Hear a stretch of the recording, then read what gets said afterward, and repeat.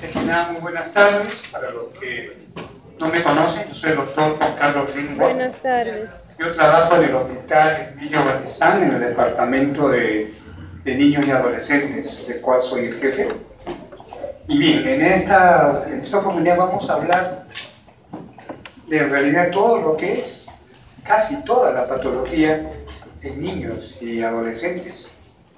Ok, estamos hablando que hoy día, en la hora y media más o menos que nos toca, vamos a hablar de una subespecialidad, como es la psiquiatría infanto-juvenil o pedopsiquiatría. Ok, así que las preguntas, espero que se puedan precisar algunas cosas que de repente en la teoría no se pueda realizar. A ver, vamos a comenzar. Bueno, acá tenemos que hablar de un grupo de trastornos que se dan justamente en el inicio de la infancia, que es una etapa especial, porque es una etapa en la cual se da el desarrollo, el desarrollo cognitivo, psíquico del niño, ¿no? De tal manera que las patologías que se presentan en este grupo etario se presentan desde muy temprana edad. Pueden pasar desapercibidas, pero se presentan desde muy temprana edad. Por ejemplo, el autismo. El autismo ya se evidencia incluso después, poco tiempo después del nacimiento, ya vamos a hablar de eso, ¿no? Esto va a influenciar definitivamente una patología. Este nivel va a influir no solamente en el desarrollo, sino en la parte académica, ¿no? Muchos chicos llegan a la consulta por bajo rendimiento escolar. Va a influenciar también en la sociabilización. Habíamos dicho hace un ratito del autismo, y justamente una de las características principales del autismo es la dificultad para sociabilizar. Es decir, son patologías que se ven desde muy temprana edad. Y aquí yo les quiero presentar alguna prevalencia, varía de país a país, pero aquí, por ejemplo, las patologías que frecuentemente recibimos en la consulta, tenemos la deficiencia mental, el 1 al 3% de los casos, ¿no? Yo tengo la opinión que es más alta. Tenemos acá también los trastornos del habla y del lenguaje, los trastornos del espectro autista, tal como lo señala el DSM-5. El DSM-5 tiene una peculiaridad en comparación con el ICD-10. Ustedes saben que en psiquiatría existen dos grandes clasificaciones. Una, que es el DSM-5, que es la quinta revisión de trastornos mentales de la Asociación Psiquiátrica Americana, y el otro, que es el ICD-10, que es la 10ª revisión de trastornos mentales de la Organización Mundial de la Salud. Nosotros acá en el Perú, para los diagnósticos, los informes, si ustedes cogen una historia clínica, van a encontrar que los códigos son según el ICD-10. Nosotros estamos acá obligados a que todos los diagnósticos se hagan con el ICD-10, no el DSM-5. Si ustedes quieren hacer un trabajo de investigación y lo quieren publicar en algún país anglosajón, ahí sí pueden utilizar el DSM-5. Por acá usamos el ICD-10. Bien, pues bien, el DSM-5 ha englobado, ya vamos a ver un ratito, dentro de lo que ellos denominan el trastorno espectro autista, a todas otras patologías que en el ICD-10 están diferenciadas. Es decir, el DSM-5 lo considera no solo el autismo, sino los trastornos, lo que en el ICD-10 se conocen como los trastornos generalizados del desarrollo. El Asperger, síndrome de Rett, trastorno desintegrativo infantil, todo está en el trastorno del espectro autista. Bien, más o menos el 0.6, esto me parece que es mayor. El trastorno de hiperactividad con déficit de atención, 4 o 6%, hay lugares donde llega hasta el 10%, ha aumentado los casos de hiperactividad de una manera impresionante. Y los trastornos de aprendizaje, que siempre son 5 al 10%. Cuando hablamos de los trastornos del neurodesarrollo, tal como lo menciona el DSM-5, acá consideramos la discapacidad intelectual, ¿no? Trastorno del desarrollo intelectual, lo que antes se conocía como el retardo mental, ¿no? Ahora es discapacidad intelectual. Tenemos los trastornos de la comunicación, los trastornos del espectro autista, los trastornos de déficit de atención con hiperactividad, los trastornos específicos del aprendizaje y los trastornos de desarrollo de la coordinación y función motora y los trastornos por TIC. Acá en este cuadrito les quiero resumir cada uno de ellos. Dentro de lo que tenemos como la dificultad específica del aprendizaje, tenemos aquellas dificultades en la adquisición de las habilidades académicas, no tanto en la escritura, en la lectura, como en las matemáticas. No, es una dificultad que se da por encima de lo que se debe esperar según la edad en un niño. Tenemos los trastornos de la comunicación. Acá hay una dificultad para comunicarse adecuadamente, a pesar que se tiene la capacidad para hacerlo, a pesar que se tiene que para poder hacerlo. Tenemos acá los trastornos de la comprensión, de la expresión, los trastornos fonológicos, dentro de ellos el más conocido, la tartamudez. Tenemos la discapacidad intelectual. Hay limitaciones significativas en el desempeño intelectual y en la conducta adaptativa. Esto implica un desarrollo global intelectual, ¿no? Acá tenemos lo que son las discapacidades leve, moderada, severa y grave. Tenemos los trastornos del espectro autista, que es un conjunto de distintos trastornos que es crónico, ¿no? Que va desde leve al grave, donde las características principales es la dificultad significativa para la interacción social. Dentro de ellos, el autismo, el síndrome Asperger, que ya les he mencionado, los trastornos generales de desarrollo, que vamos a ver todo el rato. El trastorno de hiperactividad con déficit de atención, donde hay hiperactividad, déficit de atención e impulsividad. Estas son las tres características de un trastorno de hiperactividad con déficit de atención, ¿no? Distraibilidad, impulsividad y déficit de atención.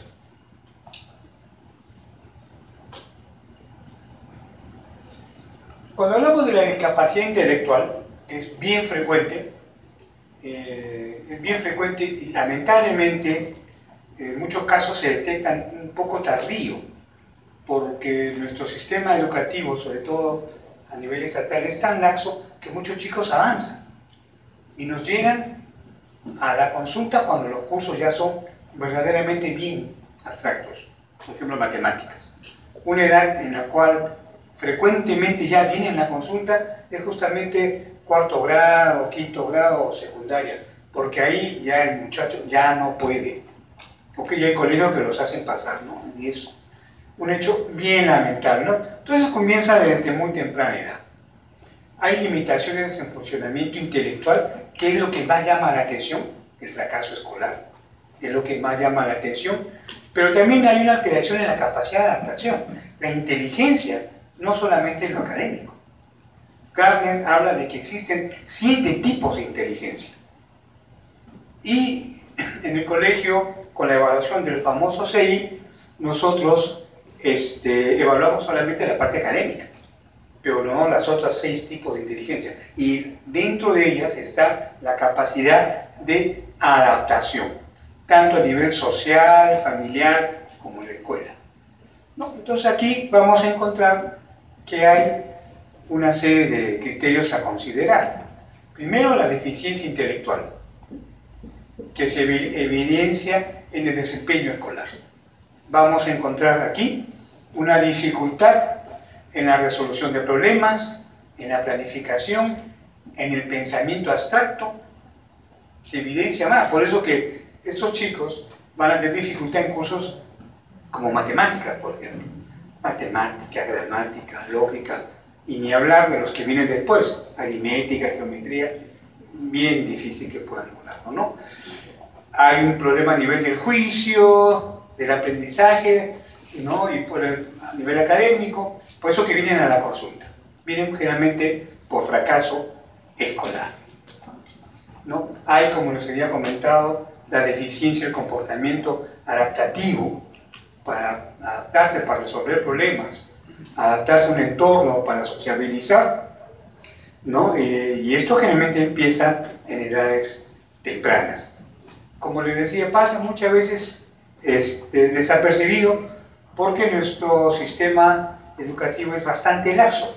Entonces se evidencia cuando los cursos ya son verdaderamente complejos. Como les había dicho, acá hay tres componentes. El funcionamiento intelectual, y esto lo evaluamos con el famoso CI, coeficiente intelectual. Un CI menos de 70 ya nos habla que existe una discapacidad intelectual, ¿no? Algunos autores consideran entre 70, 75 o 78, lo consideran como una categoría límite. ¿Y por qué es importante esto? Porque al niño que se le detecta que tiene un CI, lo que se llama limítrofe, entre 70, 78 por ahí, hasta 80, que ya no es una deficiencia mental, estaría dentro del rango normal, pero es un normal bajo, bien bajo. A estos niños, si no se les estimula adecuadamente, algunos autores señalan que pueden bajar hasta un nivel de una deficiencia mental leve y que después ya sería irreversible. Entonces, es importante detectar a estos niños porque hay que hacer una intervención para que esto no se deteriore. Tenemos acá también, hay una dificultad, que esto se presenta antes de, acá la lectura dice de 18 años, pero eso se presenta desde los primeros años de la vida. ¿Ok?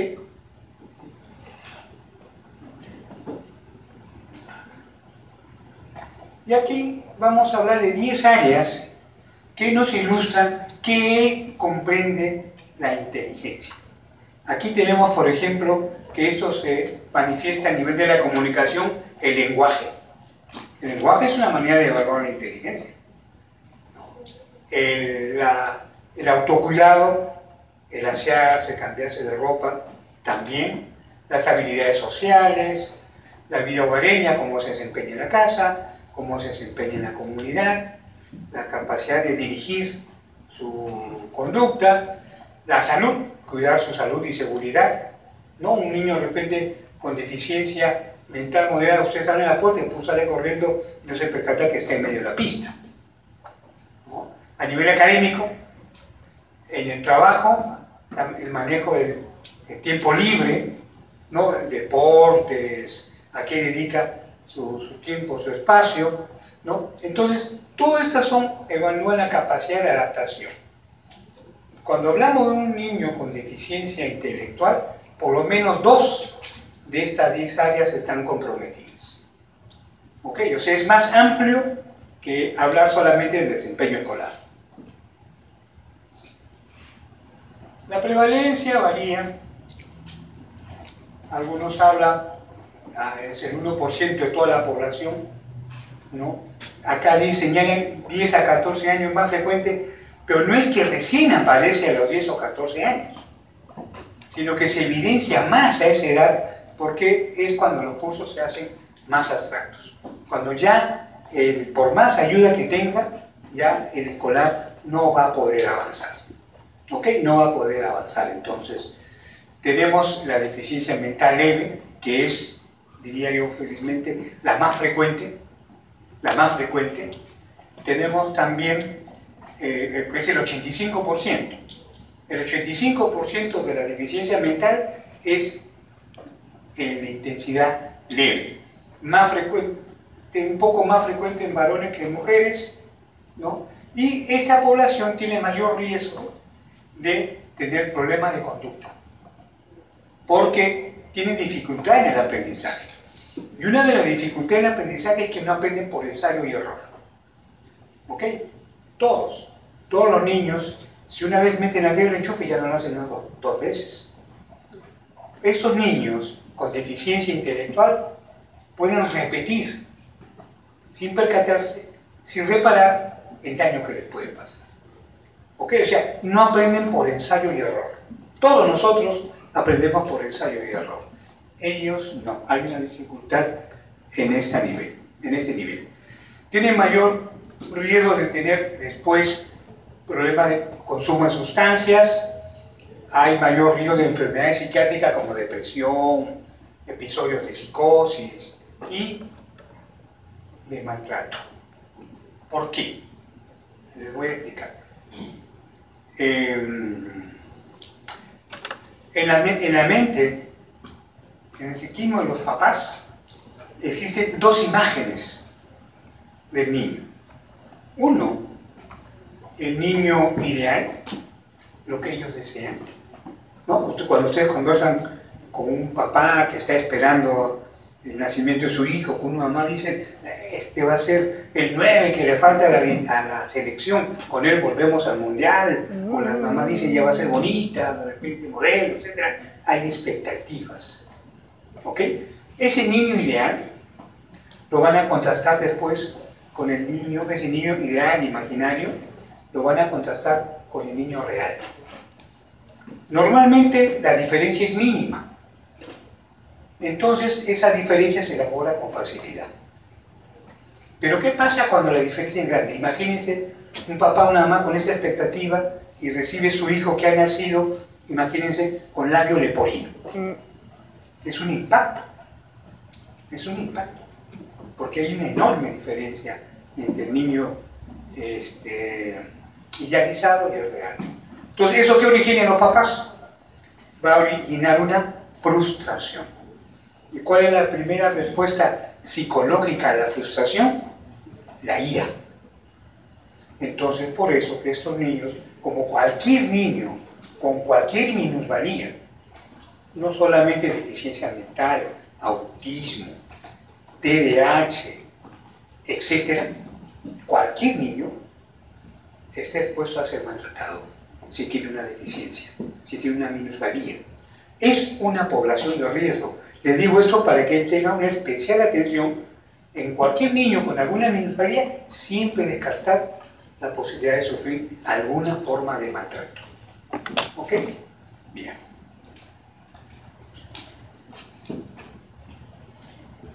El tema de discusión, en el caso de la deficiencia mental, ¿cuál es el factor predisponente? Algunos dicen biológico, social, no se estimuló adecuadamente, hay un factor genético. Por favor. En el chat del grupo de la prevención han mencionado que el grupo B hasta ahora no puede visualizar lo que están ustedes escribiendo. Como es un grupo virtual y otro grupo... Ya. Ya sabía que algo así tenía que pasar. A ver. El grupo no está en problemas. A ver, ¿cómo subsanamos eso?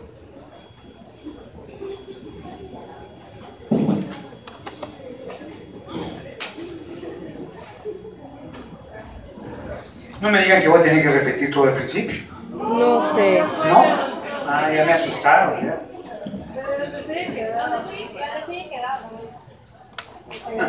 Ha sido un problema de visualización.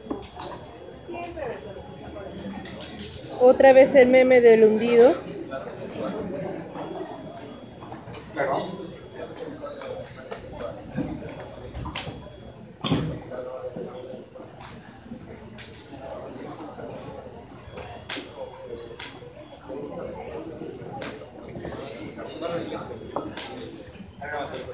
¿Hay alguien que nos apoye aquí? El delegado, por favor. ¿No está? ¿O el delegado no está en el grupo B? Seguro, de repente. Sería el colmo, pero lo creo probable. A ver.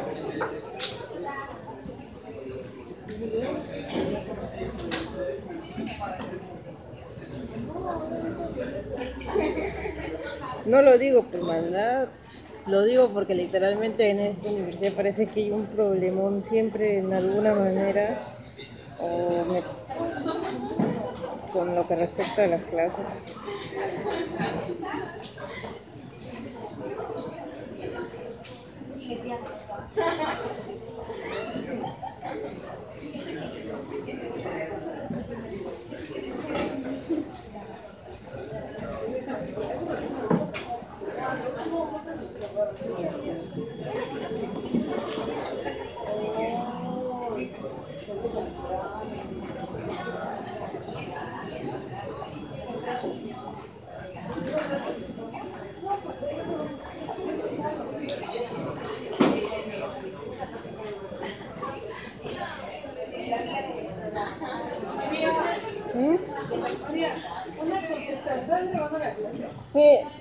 Voy a irme en un rato. Me lo vigilan un ratito. Estoy ahorita haciendo algo importante. Creo que este era de la blusa que me había pedido. No se parece.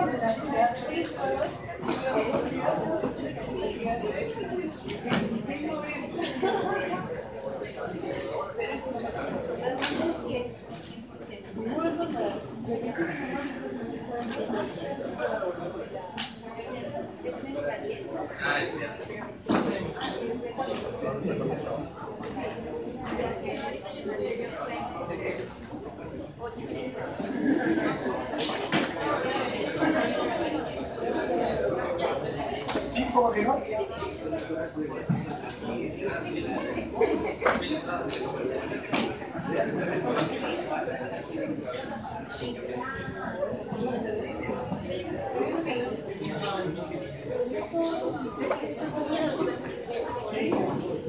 Ya, vamos a continuar. Entonces, ¿cuáles son las causas? ¿Cuáles son los factores? Porque ustedes saben que en psiquiatría hablamos de trastornos, no de enfermedades. Si ustedes revisan, el ICD-10, como el DSM-5, habla de trastorno, no de enfermedad. ¿Por qué? A veces la pregunta del millón. Pregunta examen. ¿Por qué? ¿Por qué se habla de trastorno y no de enfermedad? A ver, ¿alguien sabe? ¿Alguien me puede decir por qué? Deben haberle dicho, ¿eh? Porque no existe un agente etiopatológico como en otras entidades. En la tifoidea usted sabe cuál es el agente que lo causa, igual a sífilis. Pero en psiquiatría no hay un agente etiopatológico. Existen factores. Entonces, por eso que se habla de trastornos, porque el origen es multicausal, multifactorial. Hay varios factores implicados. Cuando ustedes vean las presentaciones que se hagan de todas las patologías mentales, van a ver que hay muchos factores implicados. Todos estos factores se interrelacionan y llega un momento en que prevalecen los factores patógenos, de riesgo, etc. Ahí se da la patología. ¿Ok? Entonces, aquí en la deficiencia mental igualmente vamos a hablar de factores. Y ahí hay dos grandes grupos. Uno, que es los factores biológicos, y lo otro, los psicosociales. ¿Cuál interviene más? Al final, la tendencia actual es a señalar que es una combinación de ambos. Pero hay un 30 o 40% que no se puede precisar. Hacemos la historia, vemos si ha habido problemas en el parto, hipoxia, sufrimiento fetal, etc. No encontramos Vemos la parte social, si ha sido descuidado, todo, no encontramos. Hay un 30 o 40% que no pueden ver claramente cuál es el que prevalece. A ver. Uy.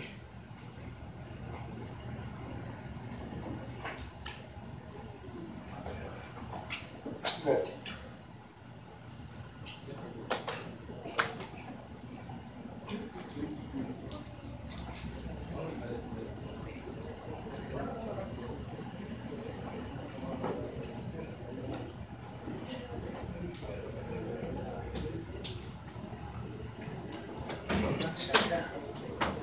A ver.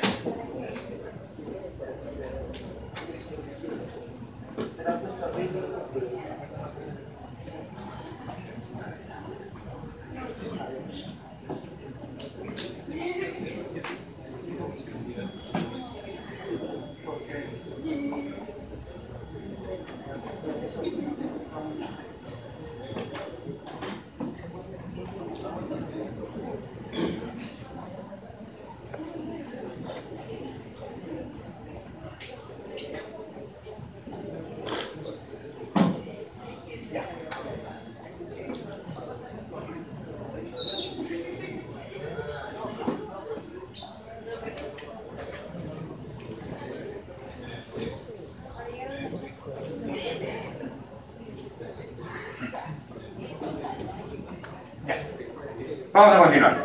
Ahora, de estos factores, que analizamos todito los factores que contribuyen a que se produzca una deficiencia mental, vamos a encontrar que el 5% es herencia.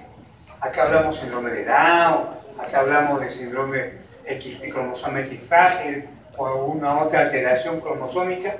Y la segunda, ojo, alteraciones tempranas de desarrollo embrionario por consumo de toxinas. Aquí hablamos de síndrome alcohólico fetal, el 30%. ¿Y yo por qué les recalco esto? Porque esto es previsible. Eso se puede prevenir.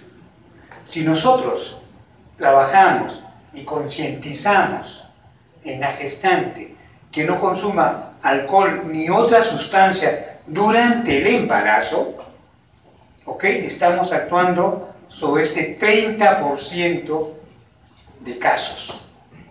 Eso es hacer prevención.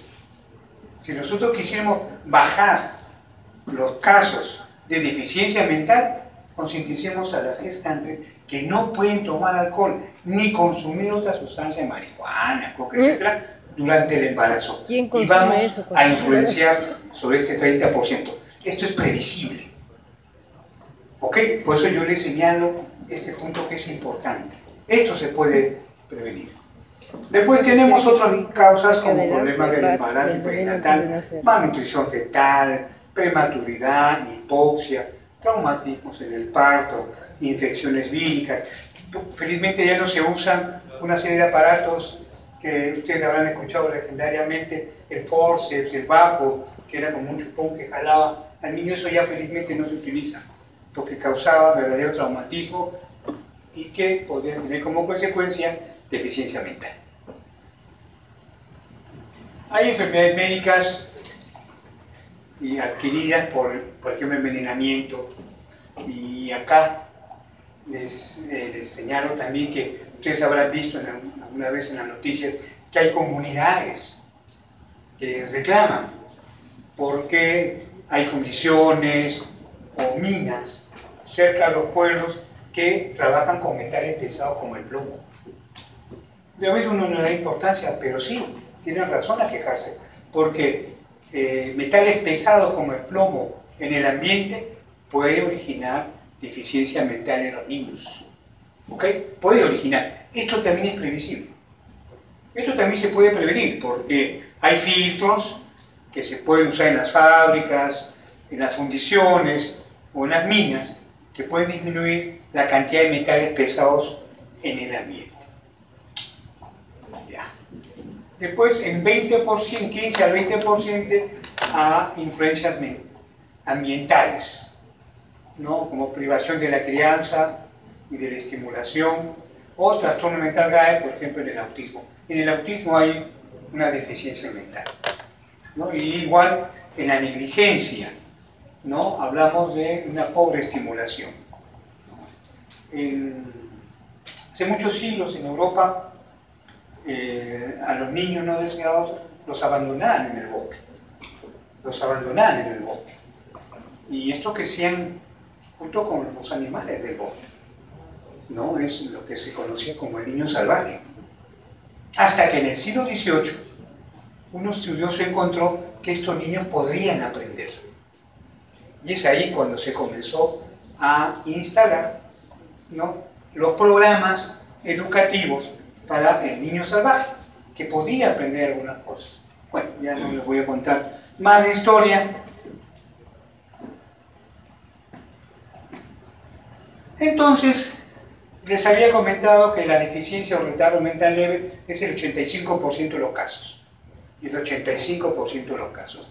El resto son ya los que son de moderado a severo. Y en los casos de moderado a severo hay mayor riesgo de presentar parálisis cerebral, trastornos convulsivos, problemas en el lenguaje, trastornos profundos del desarrollo y cuadros de hiperactividad con déficit de atención. Ustedes ven que frecuentemente se acompaña de comorbilidad. Y acá están los tipos. Tenemos la deficiencia mental leve, con un CI de 50 a 69, el moderado de 35 a 49, el grave de 20 a 34 y el profundo menos de 20. En el leve, lo característico es el fracaso escolar. Generalmente en el leve no está afectado el lenguaje. O sea, el lenguaje cumple una función de comunicación. Ustedes pueden conversar con un niño con una deficiencia o retardo leve. Claro, no se van a poner a hablar de filosofía o de matemáticas porque ahí sí va a tener dificultades. Pero una conversación normal y diaria se puede realizar un niño con retardo o deficiencia mental leve. Puede tener problemas en la lectura y la escritura, pero su lenguaje no presenta mayor anomalía. ¿Ok? El problema es a nivel abstracto. El problema es la comprensión de los cursos complejos. El moderado, con un CI de 35 a 49, ahí sí hay una limitación del lenguaje. Ahí sí el lenguaje no cumple esa función de comunicación. Ustedes no pueden conversar con un niño con deficiencia mental moderada. No puede sostener, a lo más, algunas palabras, pero no pueden tener una conversación, porque hay una limitación a este nivel. Entonces, esa es una diferencia importante. Ustedes conversan con un niño, y si les conversa, podría ser leve. Si hay dificultades, se puede probablemente de moderado para arriba, ¿no? Puede realizar trabajos sencillos, ¿no? Más o menos puede tener un desarrollo social, el leve se sociabiliza sin problemas, a no ser que sufra bullying. Yo les había dicho que todos los chicos con alguna minusvalía están expuestos a maltrato. En el caso de los escolares, al bullying, porque son objeto de burlas, de marginación de sus compañeros. Es un maltrato, ¿no? En el caso del déficit mental moderado, rara vez pueden conseguir una vida completamente independiente. Rara vez, siempre necesitan una supervisión para asearse, para cambiarse. En cambio, en el leve, no. El leve podría trabajar. Esto es importante. Podría trabajar y podría aprender un oficio manual. Por ejemplo, podría ser maestro panadero y de repente hasta tener su panadería, ¿no? No va a llegar a una universidad, de repente, ¿no? Pero podría trabajar y podría tener una capacitación laboral manual. ¿Ok? Esto es importante, porque ese es un dato que los papás tienen que saber. Mire, señora, no importa que no termine, porque hay papás que a la fuerza quieren que termine y lamentablemente nuestro sistema educativo apunta a una sola cosa, al ingreso a la universidad. No apunta a un desarrollo personal, no, al ingreso a la universidad. Entonces, a ellos no les sirve de nada saber geometría, trigonometría, porque ni la van a entender, ¿no? Pero sí es bueno que los papás sepan que podría aprender algo manual y trabajar. Pues, por lo tanto, a los chicos con deficiencia mental leve, es bueno estimularlos en actividades manuales. Hay ONGs, una de ellas es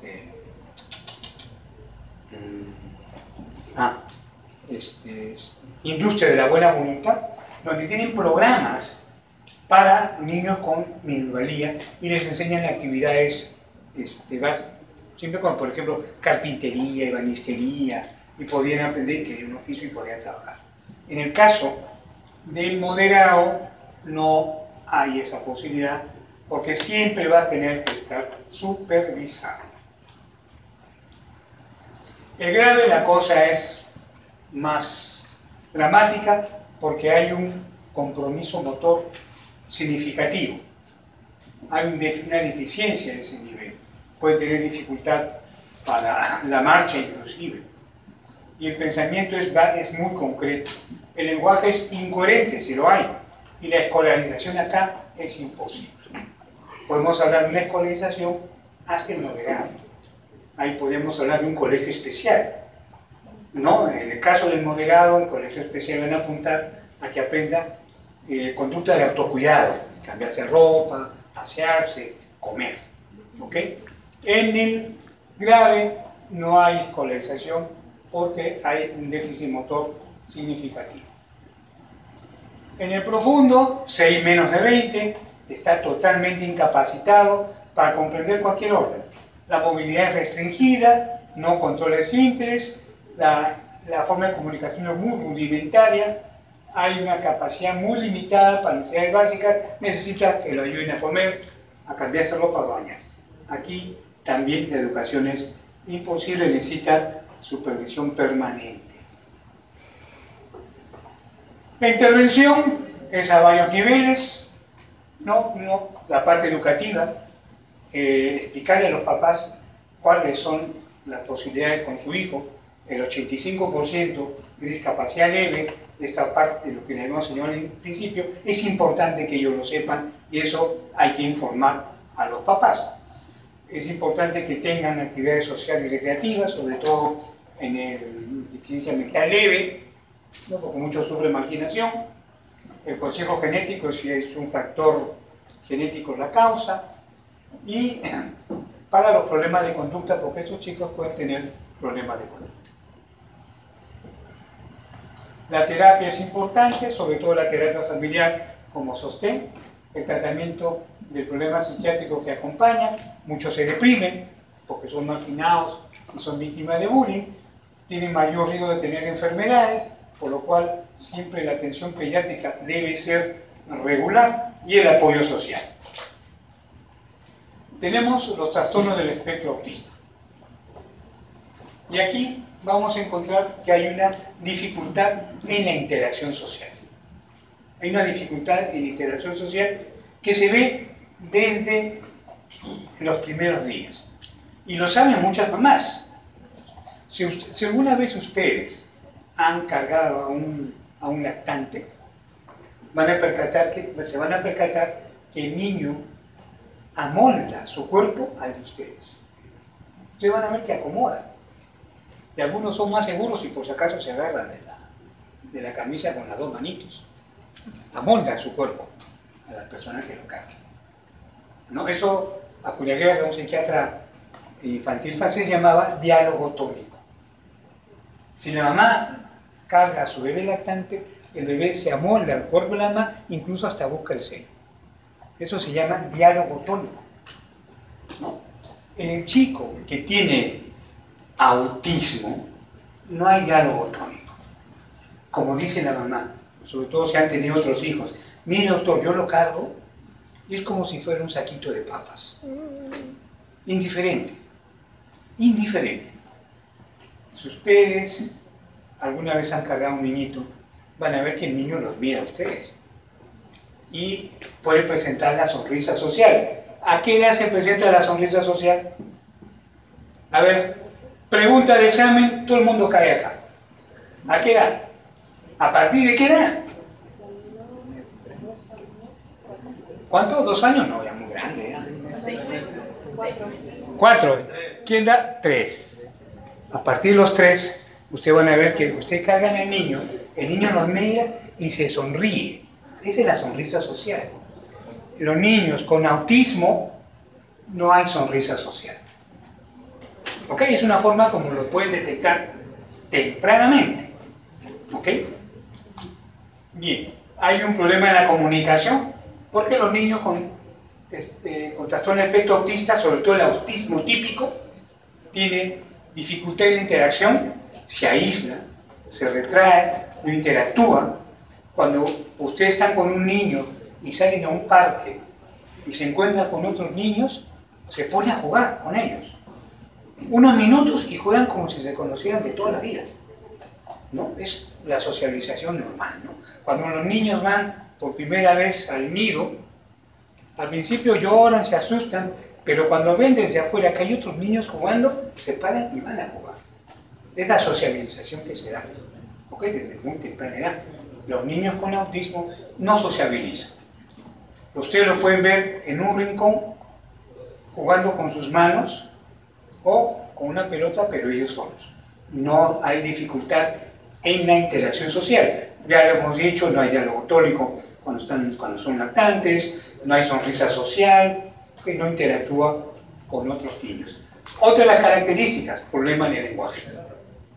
Problemas en el lenguaje. El lenguaje no cumple esa función de comunicación. No puede haber un retraso en el lenguaje, ¿no? Y bueno, lógicamente, una deficiencia intelectual. Un retardo o una deficiencia intelectual, que generalmente es significativa. ¿Ok?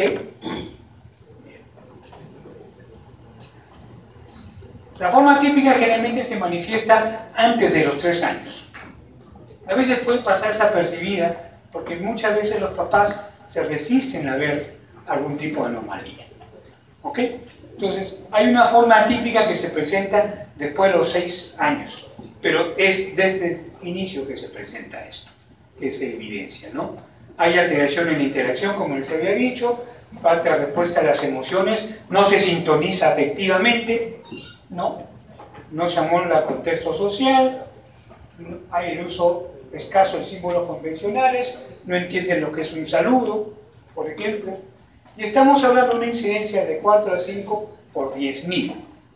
No es, digamos, tan frecuente, pero sí se está viendo más, está aumentando. Podemos decir que es más frecuente en niños que en niñas. Hay alteración de las actividades lúdicas, el juego social, no se integran al grupo, caen mucho en la rutina. Estos niños con autismo se aferran a la rutina. Las cosas en el mismo lugar, las mismas personas, el mismo recorrido. Si le cambian la rutina, se agitan. Y algunos hasta pueden ser agresivos. Y eso lo saben los colegios especiales, que tratan de no cambiar al personal en lo posible. Porque ven a otra persona, se agitan. Porque esos chicos son aferrados a las rutinas, a los rituales. ¿Okay? Tiene movimiento estereotipado, el más conocido, el movimiento de aleteo de las manos, ¿no? Y se resisten a los cambios en la rutina. Ahora sí. Este es el Asperger que está en el DSM-5, incluido el trastorno de espectro autista, como un autismo leve o funcional. El ICD-10 está independiente. Y el Asperger tiene efectivamente, siendo una forma leve de autismo, evidentemente hay una dificultad en la interacción social. Pero ¿cuál es la diferencia con el autismo típico? Que puede no haber compromiso cognitivo. Estos chicos pueden tener una inteligencia normal o a veces hasta superior. ¿Ok?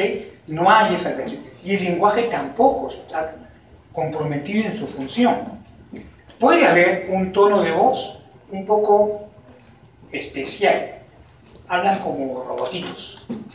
No hablan como robotitos, ¿no? Tenía un pacientito que me decía, doctor, yo hablo como la guerra de la galaxia. Me decía. Yo hablo como la guerra de la galaxia. Porque tiene un tono de voz especial, característico. Cuando ustedes alguna vez escuchen a un Asperger hablar, no lo van a olvidar. Ahí nomás se percatan. Pero pueden tener un cierto nivel de conducta de adaptación. No hay déficit en la memoria ni a nivel cognitivo, por lo que podrían estudiar por lo que hasta podían aprender una profesión. ¿Ok? La única dificultad que sí les complica la vida es que no interactúan socialmente, fácilmente con otros chicos. El trastorno de red, aquí ya hablamos de cuadros más dramáticos. Acá hay un desarrollo prenatal y perinatal normal, un desarrollo psicomotor normal hasta los primeros 12 meses de vida. Y después hay un deterioro del crecimiento craneal. Miren, la cabeza ya no crece en la misma proporción que el resto del cuerpo y del funcionamiento, ¿no? Y se comienzan a perder todas las capacidades adquiridas. Y esto lo ven los padres, para que vean lo dramático que es. Ellos lo ven. Hay una pérdida de la capacidad manual, pérdida de la capacidad de la relación, hay una marcha o movimiento mal coordinado del tronco, hay un deterioro del lenguaje, se comienza a perder todo lo que se adquirió, ¿no? Felizmente, de 1 a 10.000, ¿no? Es más frecuente en niñas. Mejor dicho, se presenta casi exclusivamente en niñas. Miren lo dramático de este caso. Y todo eso lo ven los padres. Tenemos el trastorno desintegrativo, ahí igual que el anterior, en la etapa de desarrollo normal, ¿no? Después va perdiendo sus capacidades y casi siempre, al principio, hay un periodo prodrómico de inquietud, irritabilidad, hiperactividad.